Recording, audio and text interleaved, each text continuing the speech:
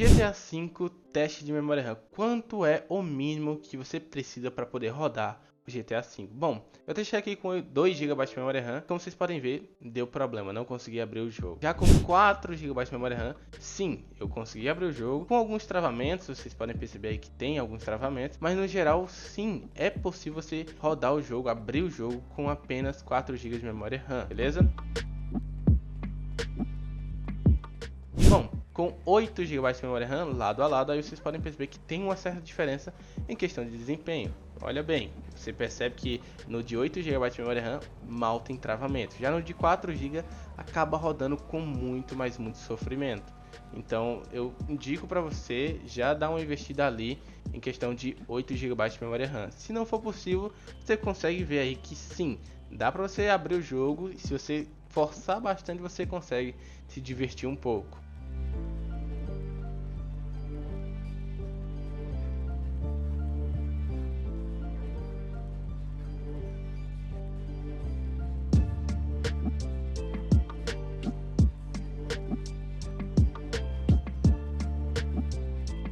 E como vocês vão ver aí nesse finalzinho do teste, por causa desses pequenos travamentos, o de 8 GB de memória RAM acaba terminando na frente do de 4 GB de memória RAM.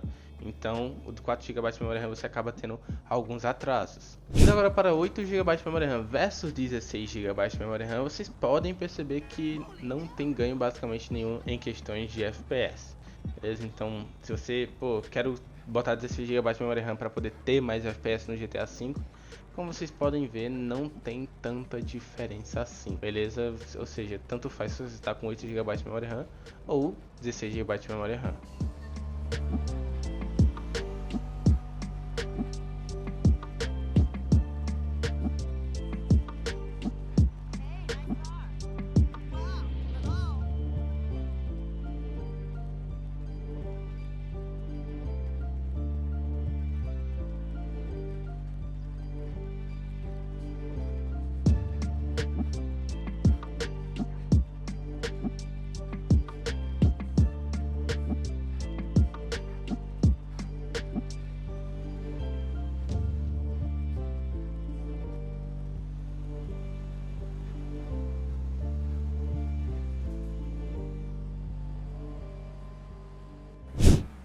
E indo agora para 32 GB de memória RAM e 16 GB de memória RAM, vocês podem perceber que a estabilidade de 32 GB de memória RAM, ou seja, tem menos travamentos do que quando está com 16 GB de memória RAM.